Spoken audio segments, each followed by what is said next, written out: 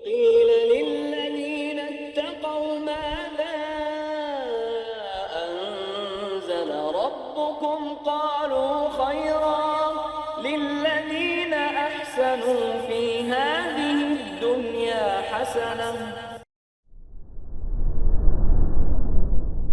Bismillahirrahmanirrahim. Alhamdulillahirabbil alamin wassalatu wassalamu ala sayyidil mursalin wa ala alihi wa sahbihi wa man tabi'ahum bi ihsan ila yaumiddin. Amma ba'd. Insyaallah kita lanjutkan kajian kitab Sunan An-Nasa'i rahimahullah taala di bab ke-171 dan hadis ke-265, yaitu tentang masalah orang junub itu tidak najis. Orang junub tidak najis.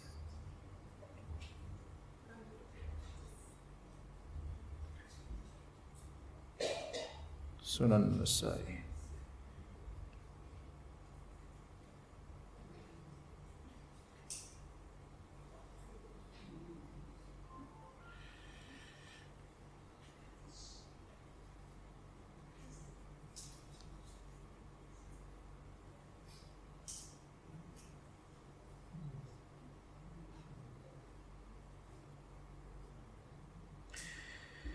Oke. Bab yang ini bab hajbil junubi min qiraatil Quran, yaitu bab orang junub tidak membaca Al-Quran. Tapi ini jangan langsung disimpulkan tidak boleh ya. Ini hanya judul bab. Berkata Imam An-Nasa'i rahimahullah, akhbarana Ali bin Hujr qala akhbarana Ismail bin Ibrahim an Syu'bah an Amr bin Murrah an Abdullah bin Salamah qal. Nah, Abdullah bin Salamah berkata, ataitu Aliyan ana wa rajulan, aku dan dua orang laki-laki mendatangi Ali bin Abi Thalib radhiyallahu anhu. Faqal, maka berkata Ali bin Abi Thalib, kana Rasulullah sallallahu alaihi wasallam yakhruju minal khala'i fayaqra'ul Qur'ana wa ya'kulu ma'ana al-lahm wa lam yakun yahjubuhu 'anil Qur'ani syai'un laisal janabah. Nah, ini kata Ali bin Abi Thalib, Rasulullah SAW keluar dari kamar mandi ya. Kemudian beliau membaca Al-Qur'an dan makan daging bersama kami. Tidak ada yang menghalangi beliau dari membaca Al-Qur'an selain junub.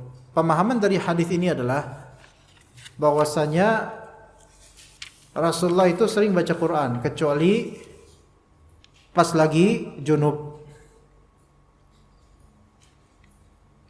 Tapi hadis ini dhaif. Nah, gitu ya.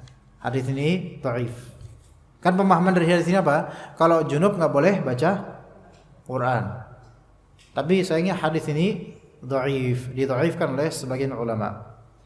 Karena di sanadnya ada seorang perawi yang dia katakan taghayyar, yaitu hafalannya bisa berubah-ubah. Allahu a'lam. Ya, walaupun sebagian ulama mengatakan tidak masalah dengan hadis ini. Ya. Junub itu apa junub, jemaah?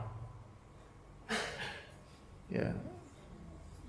Junub itu ada beberapa kondisi. Ketika seseorang keluar air maninya, maka itu junub. Itu jelas ya. Keluar air maninya maka itu junub. Kedua, kalau seseorang kalau satu pasangan suami istri,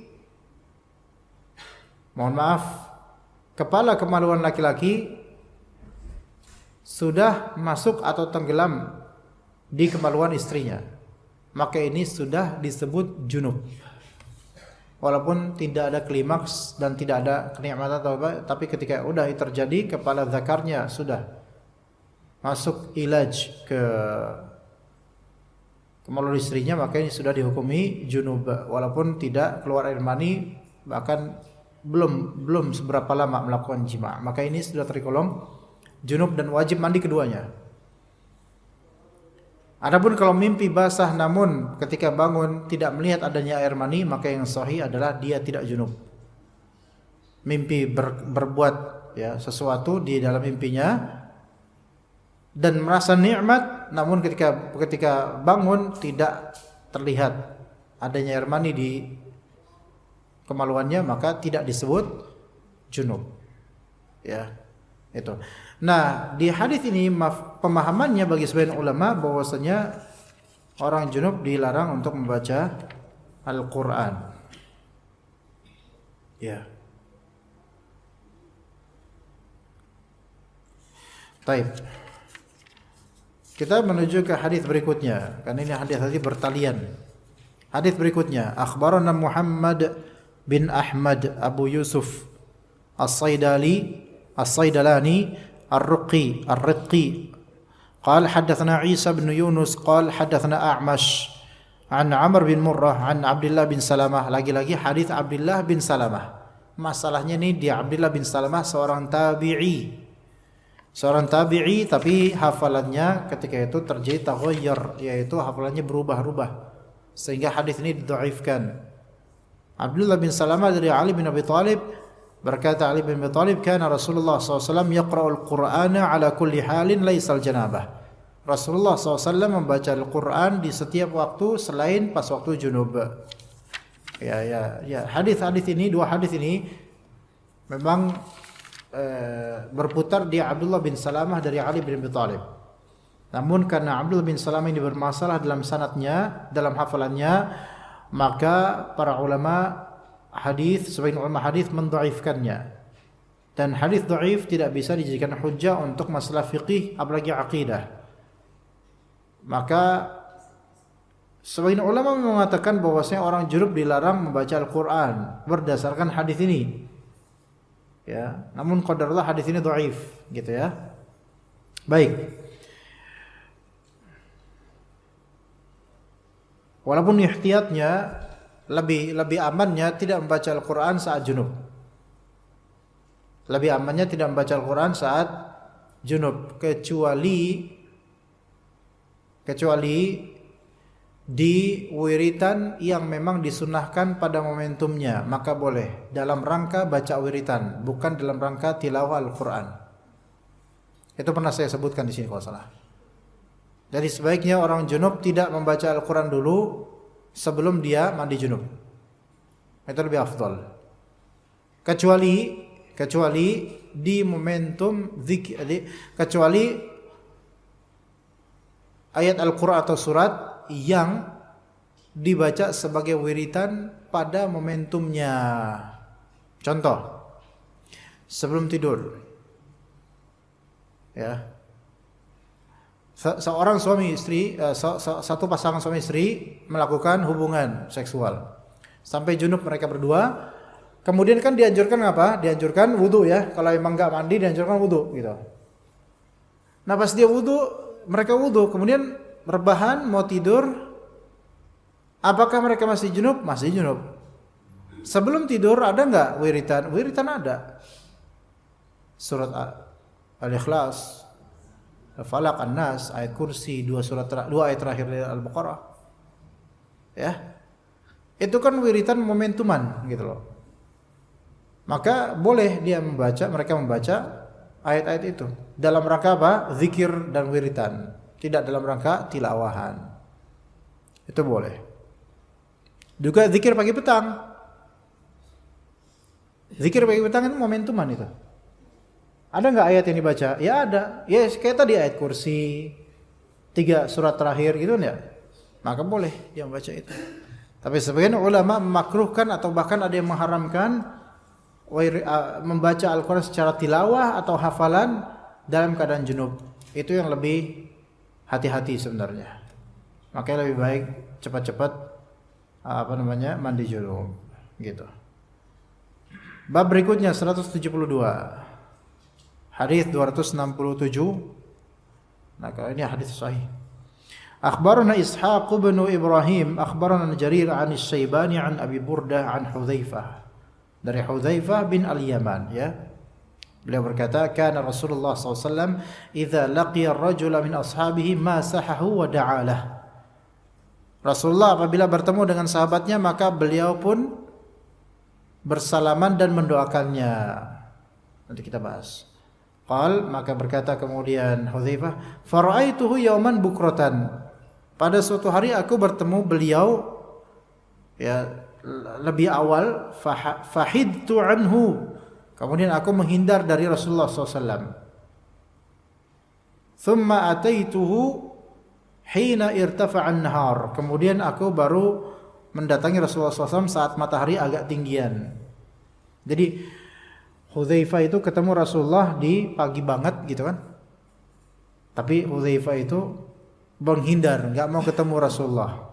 Karena Rasulullah ini kalau ketemu orang pasti salaman.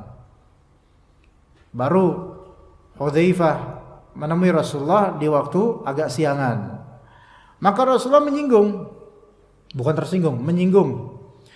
Kata Rasulullah, inni ra'aituka fahidta anni. Tadi saya ngeliat kamu loh. Kok kamu malah melipir gitu? Apa bahasanya apa? Menghindar gitu loh. Maka berkata Hudzaifah, inni kuntu junuban fa khasyitu an tamassani.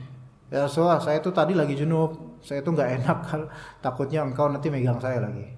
Maka kata Rasulullah SAW, innal muslima la yanjus. Sesungguhnya orang muslim tidak najis gitu. Faedahnya apa? Nah, dari awal dulu kita bahas. Rasulullah kalau ketemu rajul, ketemu sama pria muslimin dari para sahabatnya, beliau akan mumasahah, jabat tangan, pegang mumasahah dan mendoakan kebaikan buat dia. Ya, assalamualaikum, masya Allah, gimana? Bekhair antum, mudah-mudahan antum berkah gitu ya, dijualin. Itu Rasulullah SAW. Dan di antara sunnah Rasulullah sebenarnya apa? Jabat tangan agak lama, Pak. Cuman uruf kita itu kadang kalau jabat tangan agak lama, imma bikin curiga, imma ada maunya, kan gak enak ya. Iya kan, orang coba aja untuk jabat tangan orang lama sebenarnya. Kan risih orang jadi, karena nggak tahu sunnahnya gitu loh.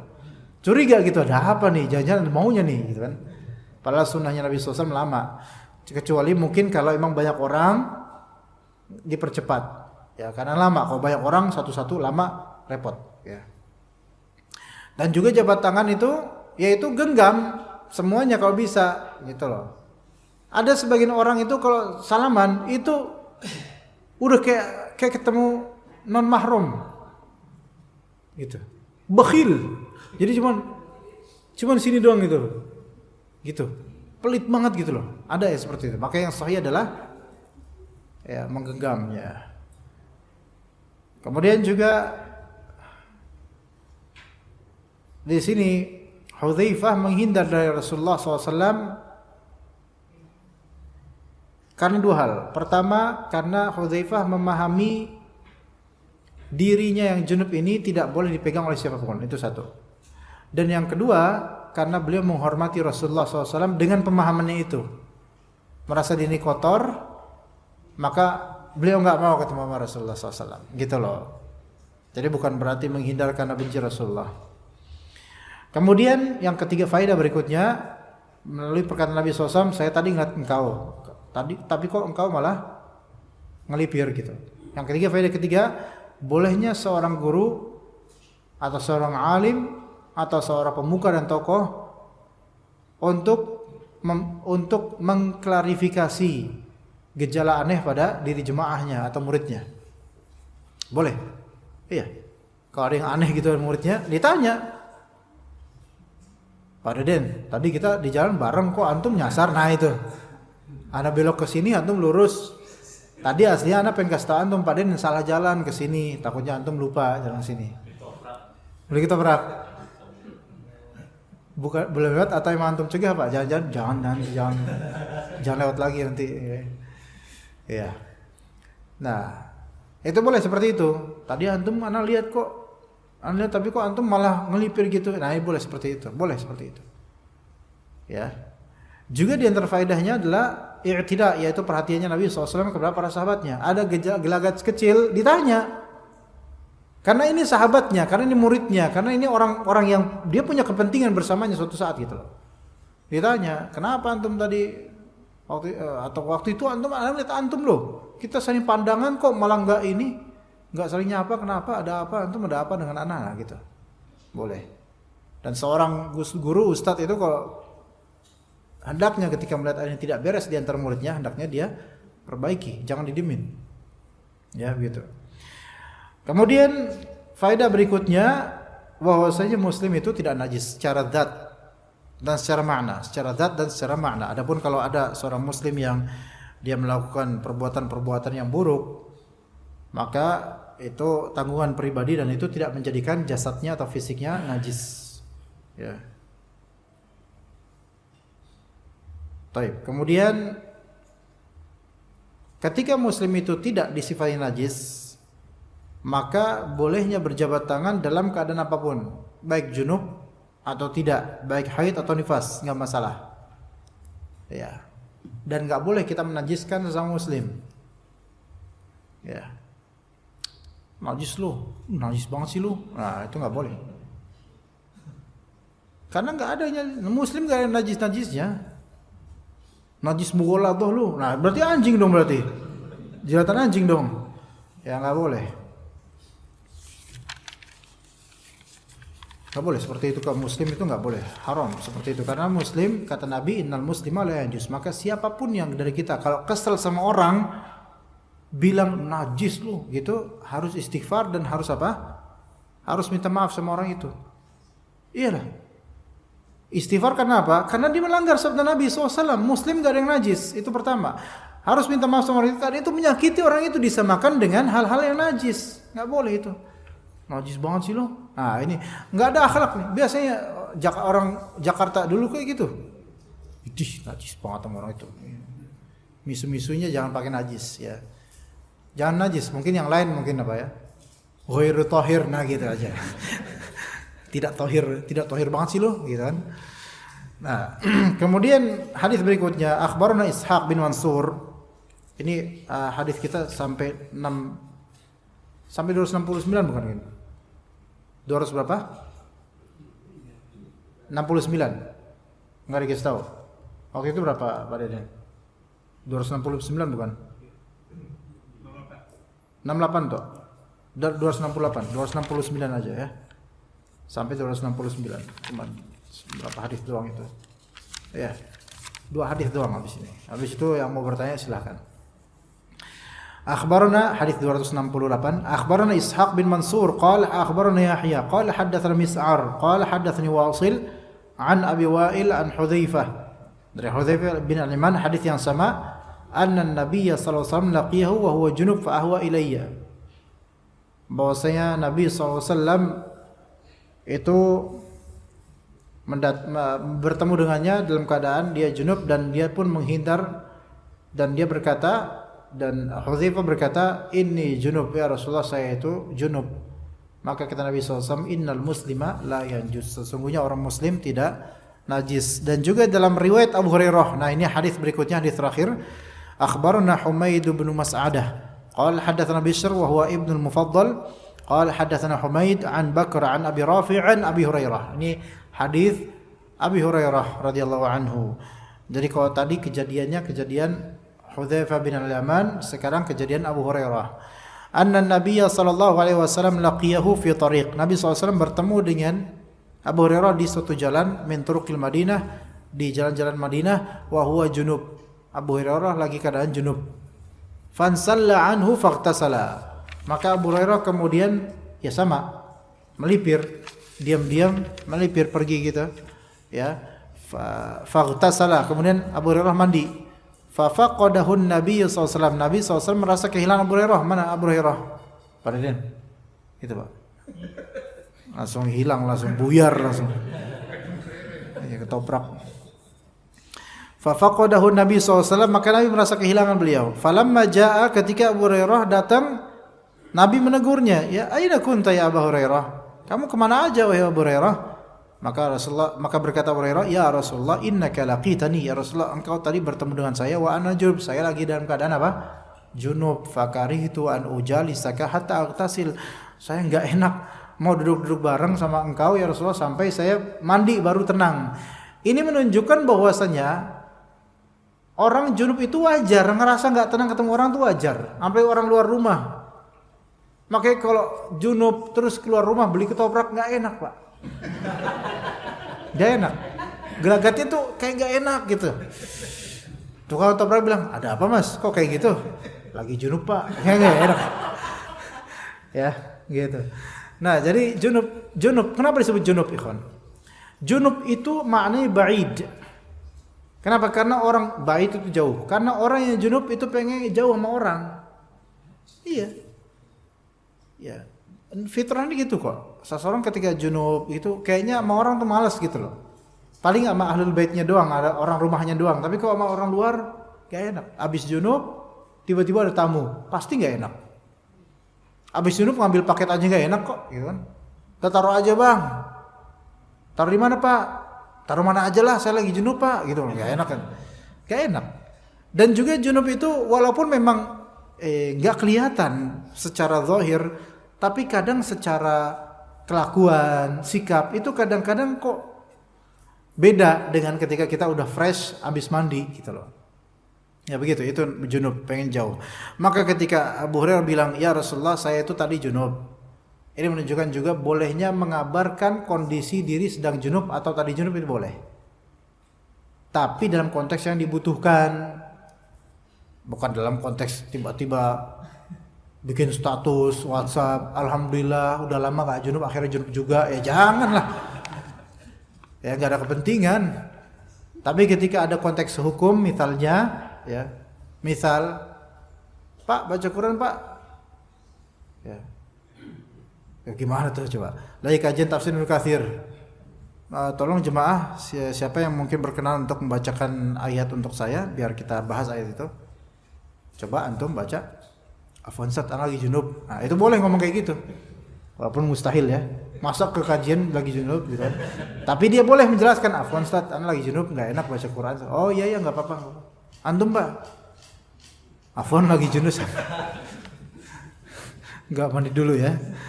Tapi boleh mengabarkan itu. Ya. Misalnya istrinya mengatakan suami istri ini misalnya lagi pada junub tapi suaminya udah mandi. Terus kemudian suami nyuruh, udah kamu baca Quran sana, suruh istri baca Quran. Istri bilang, maaf Bi, belum mandi, lagi junub, masih junub. Nah itu boleh mengabarkan gitu. Ya. Taib. Kemudian kata Nabi SAW, Subhanallah, innal mu'mina la yanjus. Atau la yanjas. Subhanallah, sesungguhnya orang beriman itu tidak najis. Karena orang yang junub itu kadang-kadang menganggap dirinya itu najis. Tidak suci, iya, tapi tidak berarti najis, sehingga jasadnya itu, tubuhnya, tangannya dipegang ya gak masalah gitu loh. Abu Hurairah ini kan gak mau dekat sama Nabi, kenapa? Karena Nabi orang terhormat, itu pertama. Kedua, Nabi itu kalau ketemu orang pasti apa? Bersalaman. Jadi bersalaman sama orang junub gak masalah, cipika-cipiki gak masalah. Ya, gak masalah itu semua insyaallah. Taib, untuk Sunan Nasai kita sampai situ insyaallah. Jika ada pertanyaan baik berkaitan dengan fikih ataupun ayat sihir tadi dipersilahkan, atau mungkin yang lainnya dipersilahkan. Ada pertanyaan ibu-ibu, bapak-bapak? Ibu-ibu bisa langsung, nggak masalah. Atau nggak ada pertanyaan kita tutup loh nih. Mumpung tukang ketoprak belum jauh ya Pak Deden ya. Ada soal?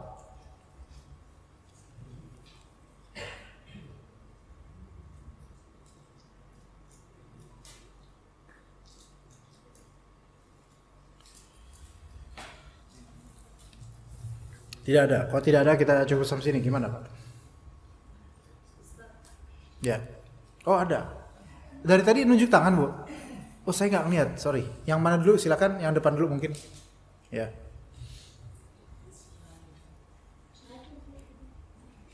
Ayo silakan.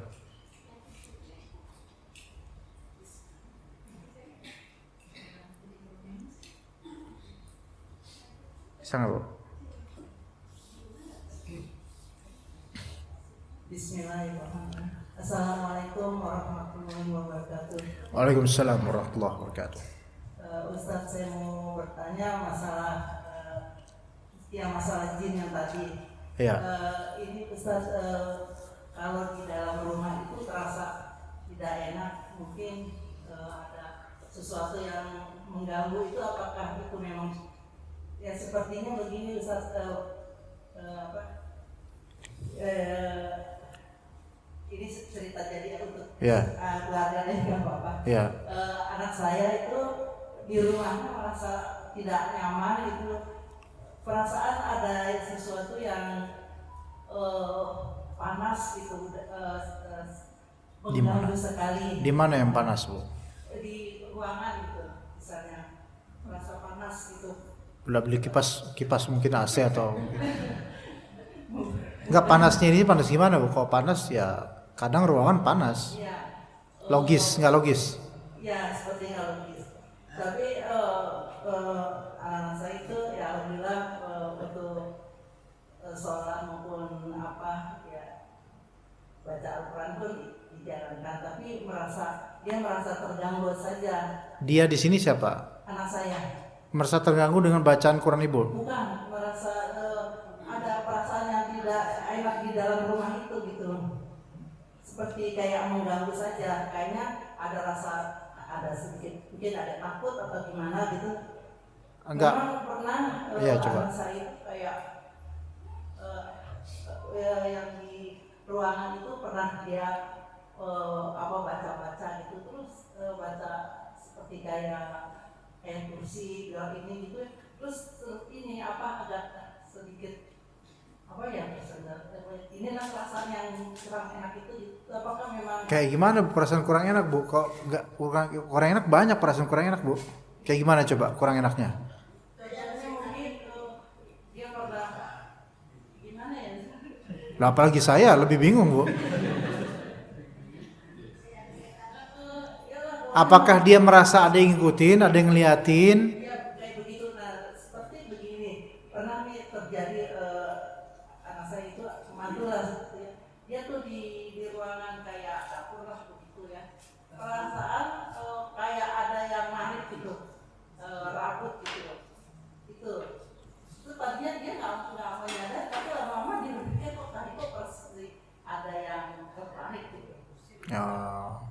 Itu ruangan tertentu apa seluruh dari ruangan rumah? Ruangan tertentu Ruangannya kosong. yang memang ada ruangan kayak barang saja tidak. Untuk tempat apa?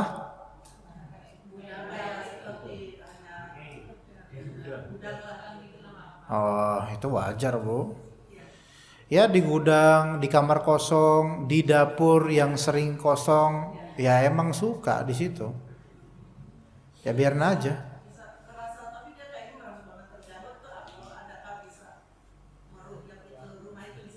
Ru'yat atau ruqyah? Kalau ru'yat tuh ngelihat, namanya ru'yatul hilal nanti.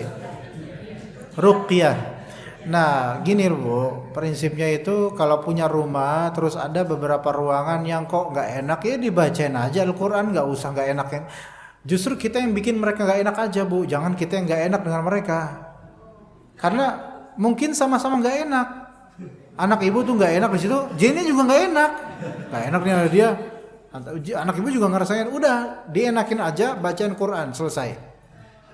Dan ketika ada yang narik rambut, udah biarin aja, jangan dipikirin. Kalau dipikirin jadi cerita, malah mereka merasa berhasil dengan keisengan mereka.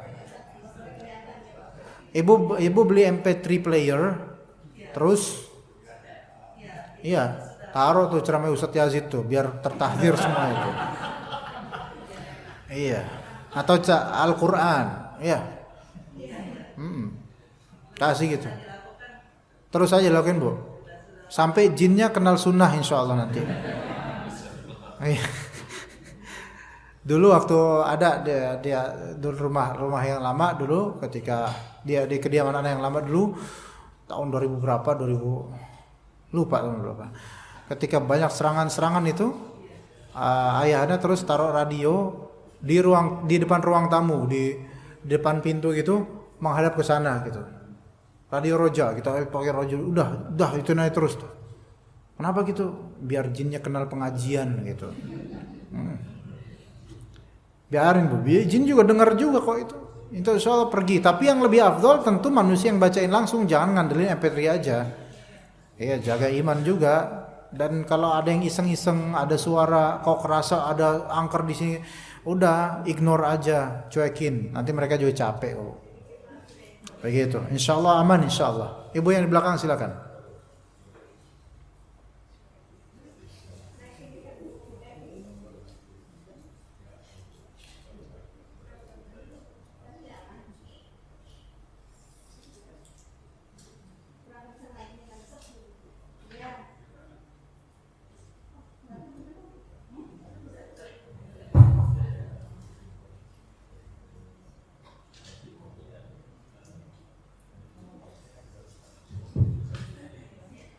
Ya. Assalamualaikum warahmatullahi wabarakatuh. Loh. Nggak bisa pakai suara itu, Bu.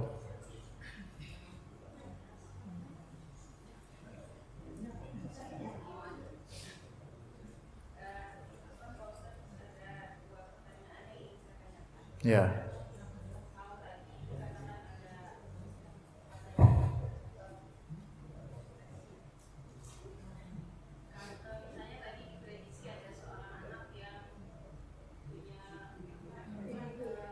Indigo. Jin nasab.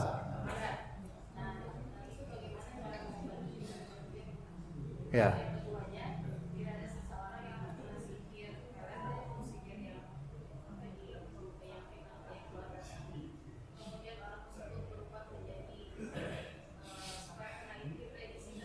Menjadi apa?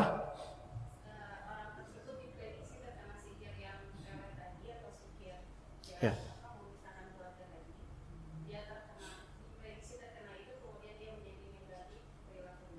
Ah.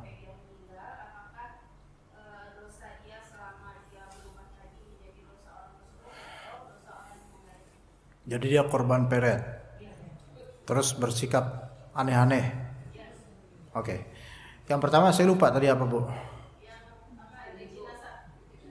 Bagaimana mengobatinya? Ketika ada seorang anak terindikasi ada jin nasabnya, pertama kita tahu dari mana dulu itu jin nasab. Itu tahu dari mana gitu loh.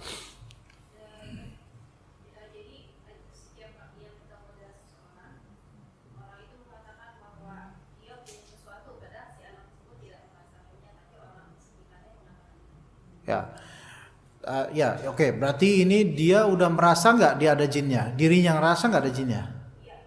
Ngerasa. Dan jinnya itu sering menampakkan diri nggak di hatinya? Baik di mimpinya atau menampakkan di batinnya merasa melihat jin itu? Ada kelihatan bentuknya gitu, kerasa bentuknya berupa wowo, wewe, wiwi, wuwu atau apa? Mungkin. Jadi nggak menampakkan bentuk jasmaninya jin itu ya, hanya tuh kerasa aja kalau dia itu ada, membisiki. Oke. Dan orang-orang orang-orang paranormal itu mereka kalau ngomong kamu ada sesuatu gitu ya. Ya. Oh, itu belum bisa dipastikan itu jin nasab atau bukan. Nggak bisa dipastikan. Karena jin yang bercokol pada manusia itu bisa jin korin yang memang sudah dipasang sama dia. Dan jin korin itu memang Allah Ta'ala sandingkan pada manusia. Ada yang dengan sebab karena dia manusia permanen, dan ada yang karena sebab maksiat. Jadi jin korin bisa bertambah dengan sebab maksiat. Ya. Kemudian ada juga jin yang nempel pada manusia itu karena nasab, turunan yang tadi saya ceritakan juga. Atau bisa juga jin yang nempel pada manusia itu karena dia pernah punya perjanjian. Dianya sendiri memang punya perjanjian di hatinya gitu, bercakap dengan seorang jin gitu loh. Itu bisa. Ya.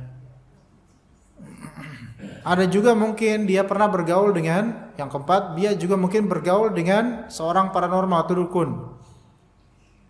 Ya mungkin ketika itu dia menerima pemberian dari dukun itu, baik berupa jimat atau minuman atau lainnya. Itu bisa. Murid ana dulu tahun 2014-2013 ada ikhwan, masih bujang dia, dan ketika dia ruqyah mandiri itu selalu dia mencakar-cakar seperti macan. Ya, dia baru sadar itu ketika sudah kenal sunnah, baru sadar kalau di dirinya itu selama ini kok ternyata memang dihinggapi oleh jin macan, orang Cilacap. Berarti macil, ya, macan Cilacap. Nggak ada wibawanya. Nah, usut punya usut, ternyata ini jin macan ini memang kiriman dari, atau memang ditanam oleh Mbah Wir namanya. Mbah Wir ini dukun di kampungnya dulu dia. Ketika SMA, Mbah Wir itu suka sama dia, suka sebagai anak, bukan suka dalam artian biologis, suka dengan anak ini gitu loh. Dan suka diundang ke rumahnya dan pernah dulu disuruh minum kopi pahit oleh Mbah Wir ini, dan wallahu alam sepertinya dimulai dari meneguk minuman itu sekaligus menyuntik adanya jin di tubuhnya. Bisa seperti itu ya, bisa seperti itu. Jadi coba di-scan lagi kenapa sebabnya itu, wallahu alam. Bisa jadi karena nasab atau karena dengan dukun atau lainnya, atau melakukan maksiat tertentu, bisa aja. Atau ada perjanjian tertentu dan seterusnya. Ada beberapa kemungkinan. Namun apapun itu sebabnya, yang terpenting adalah orang ini itu belajar tauhid. Itu yang paling penting, akidahnya benerin, mau karena nasab kayak apapun sebabnya, kan Allah yang menciptakan sebab. Maka harus kembali ke Allah. Bahkan kadang-kadang sebab itu nggak harus tahu, nggak masalah. Yang penting dia kembali ke Allah dan minta sama Allah untuk menghilangkan semua ini, gitu loh. Dan dia harus ikhtiar dengan tidak mengikuti bisikan-bisikan yang ditawarkan oleh jin tersebut. Karena jin-jin itu mendekat dan sampai bisa menyatu sama kita karena apa? Kita itu mengkonfirm sugesti dari mereka. Itu muskilahnya. Kita konfirmasi sugesti mereka, kita confirm, bukan kita ignore. Yaitu misalnya jin itu bisikan pada dia, tahu nggak itu orang di depan itu dia itu habis maksiat, tahu? Itu kan suudzon. Kita confirm suudzon itu mendekatkan jin itu pada diri kita sebenarnya. Maka jangan dikonfirm. Sebenarnya omongan-omongan paranormal ke si korban ini, ente tuh punya satu tuh, ente tuh gunain tuh. Kalau kita confirm itu, masih confirm itu, kita percayai, kita okein, oh iya saya punya, itu kan berarti apa? Menanam sugesti dan membuat jin itu ya merasa dirinya ada gitu loh. Jin itu paling suka kalau dianggap eksis. Paling suka, makanya suka iseng mereka. Nyegeser kopi. Iya. Terus habis itu jatuhin sesuatu. Orang lagi pengajian, ting ting ting ting ting ting ting. Nah, tuh.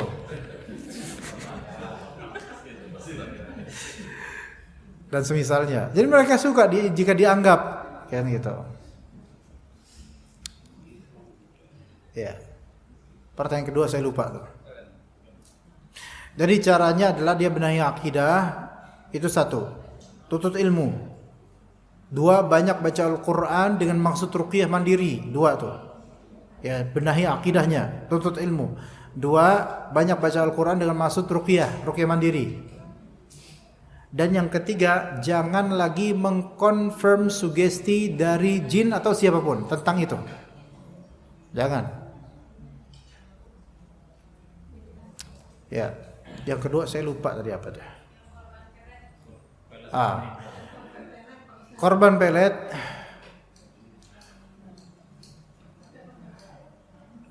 Keadaan orang di pelet itu ada beragam macam. Ada keadaan yang memang terhipnotis secara full sehingga tidak sadarkan diri atas apa yang dia lakukan. Itu satu. Kalau yang seperti ini, maka ketika dia tidak sadar apa yang dilakukan, maka Allah maafkan. Gitu ya. Kalau dia tidak sadar apa yang dilakukan, Allah maafkan. Karena tidak sadar total. Ketika peletnya ini, pelet yang membuat dia tidak tahu apa yang dia lakukan. Kan ada pelet hipnotis gitu loh. Jadi ya dibuat suka aja gitu. Dibuat suka, akhirnya dia nggak tahu, akhirnya dia menyerahkan tubuhnya kepada pemelet ini gitu loh. Dan dia baru sadar ketika setelah semua terjadi. Maka yang seperti ini semoga Allah maafkan. Semoga Allah maafkan. Adapun yang kedua, dia ini dipelet tapi tidak sampai setinggi tadi tingkatannya, hanya dia bisa menghandle dan dia bisa membedakan antara hak dan batil, dan dia bisa mengetahui keanehan yang terjadi pada dirinya.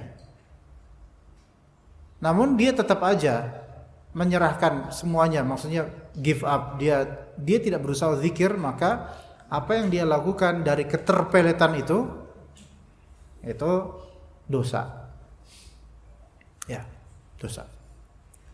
Seperti seorang pria dia dekat dengan seorang dukun, misalnya ada seorang dukun, tapi dengan ini dukun, tapi dukun ini ternyata punya gadis putri ya, dan ternyata suatu ketika si pria ini punya istri, ini si pria udah punya istri, tapi istri jauh, dan pria ini kemudian kok mulai kapan gitu setiap malam kok mimpiin dia ya,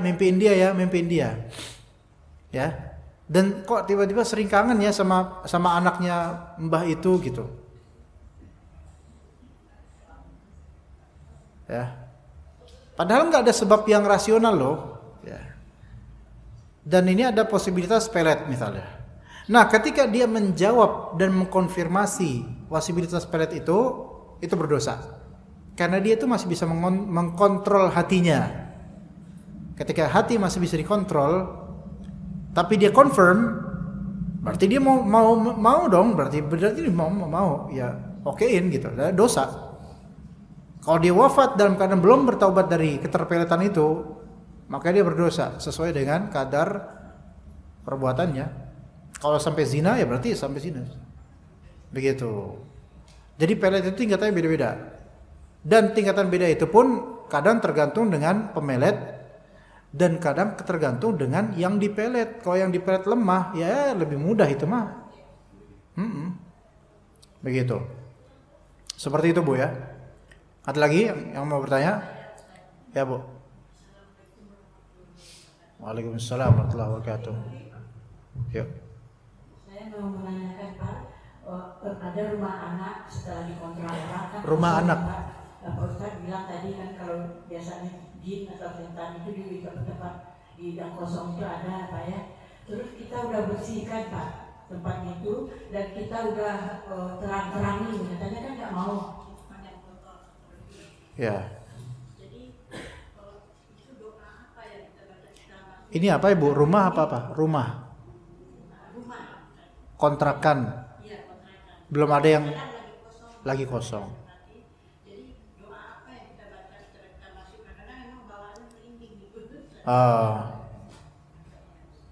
Ibu punya kontrakan.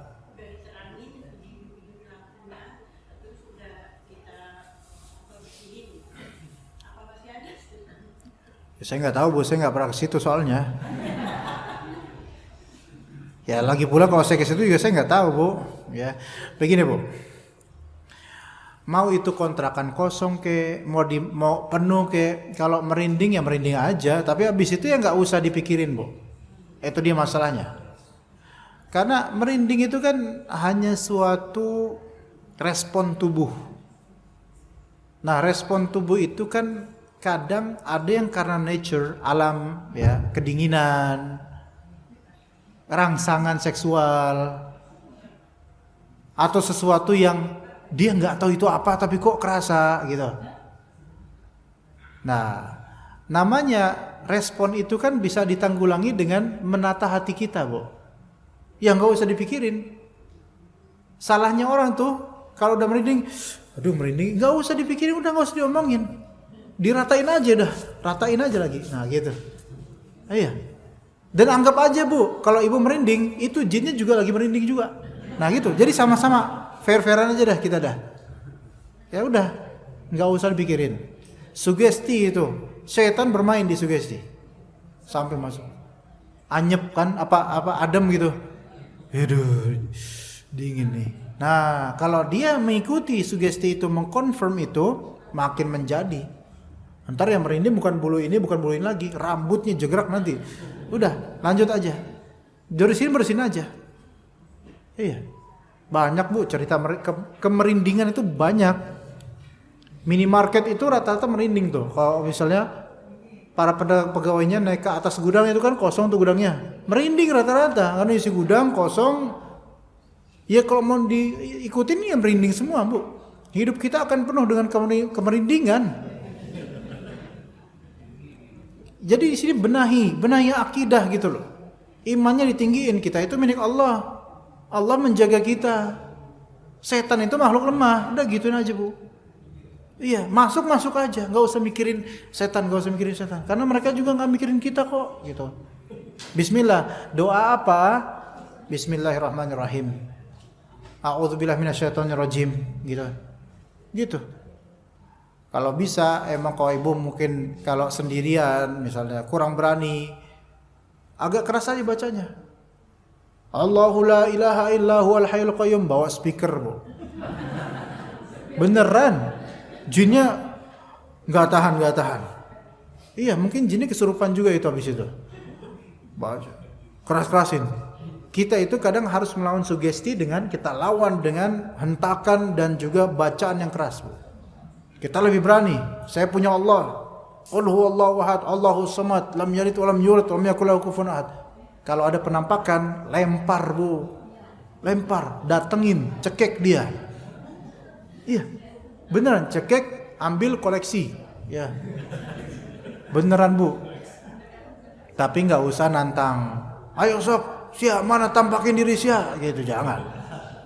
Karena nantang-nantang kayak gitu, setan malah justru seneng, nah, pengen dianggap gitu. Nggak apa-apa bu, ya lempar aja kalau ada. Tapi kalau misalnya masuk rumah terus merinding, ada yang lempar, ada yang mindahin barang, itu berarti jinnya itu udah masuk kategori jin yang cukup kuat, karena dia bisa memindahkan media di dunia manusia. Cuma sekuat apapun dia, ibu punya Allah. Baca a'udzubillahi minasyaitonirrajim, gitu aja baca. Insyaallah jinnya itu terbirit-birit, insyaallah. Tapi bacanya jangan sambil gemeteran, ntar diketawain sama setannya. Ya, gitu. Berani. Gitu bu ya. Insyaallah nggak ada apa-apa itu, insyaallah. Semua baik-baik aja. Ada lagi bapak-bapak, ibu-ibu? Ayo, fadhol pak, silakan pak. Jarak junub ya. Jadi seandainya kita dalam junub itu boleh nggak membaca Al-Quran tanpa memegang Al-Quran?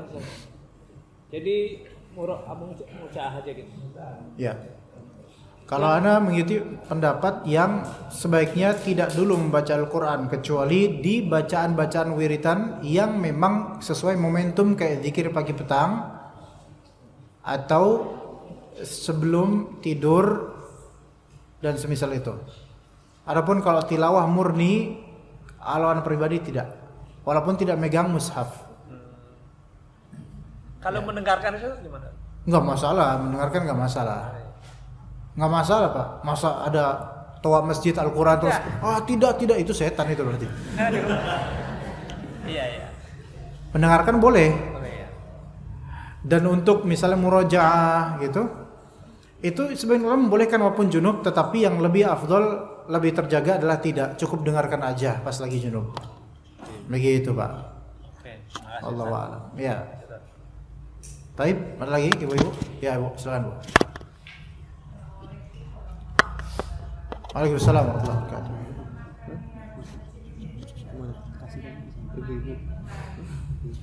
Rumah makan memakai penglaris.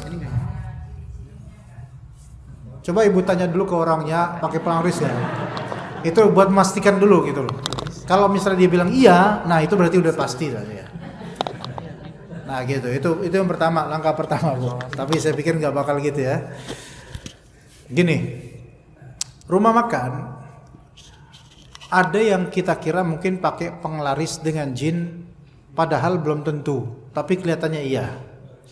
Misalnya, sebagian rumah makan tuh punya keyakinan, memang keyakinan ini menuju syirik memang, bahwa saya kalau datuknya, foto datuknya itu dipasang atau foto sesepuh dipasang, itu membohoki, ini syirik. Tapi ini bukan, nggak mesti penglaris pak. Bu, paham nggak bu? Ini hanya sebagai sugesti mereka, gitu loh. Gimana? Atau tradisi suku mereka.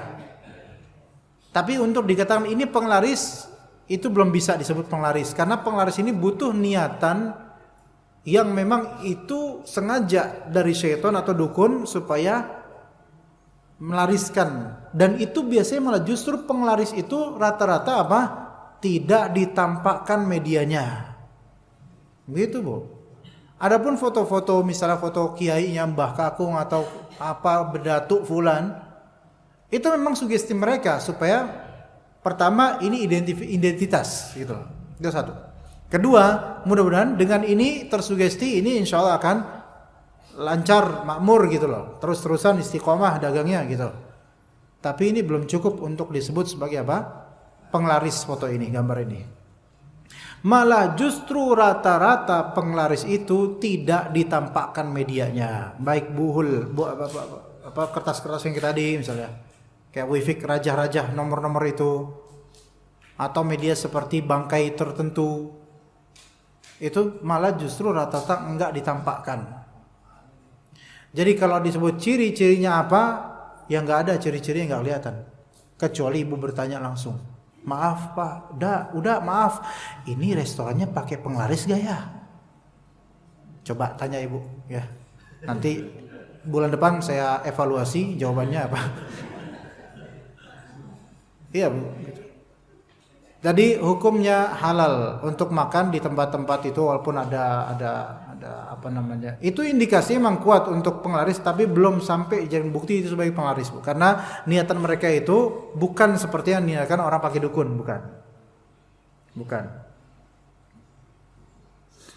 Nah, ya kita namanya pakai penglaris rumah makan banyak. Cuman kan ketika kita nggak punya bukti konkret, kita nggak boleh menuduh begitu. Kecuali kalau kita udah kelihatan bukti-buktinya. Contoh, ternyata di salah satu dandangnya itu ada tikus. Tuh. Itu ada tuh di suatu daerah di Jakarta. Tukang bubur. Laris banget itu. Nah, akhirnya ada mama yang memang penasaran, kenapa kok laris ya? Padahal perasaan biasa aja. Akhirnya pas ketika pedagangnya lagi masuk dulu ke dapur, dandang ininya dibuka, buburnya tuh pakai apaan sih formulanya, daun apa gitu, pas dibuka bangkai tikus gede. Wah langsung keluar itu ya, kelihatan, wah langsung ditegur itu, jangan kasih tahu siapa-siapa gitu. Kadang-kadang pakai celana dalam, kadang-kadang. Iya, ini bukan karena saya mempraktikkan ya, tapi ini memang cerita banyak dia. Kadang-kadang pakai celana dalam. Tapi kan nggak mungkin itu dizohirkan. Makanya saya bilang namanya penglaris rata-rata disembunyikan. Karena kalau dibuka, ya malah justru nggak laris gitu loh.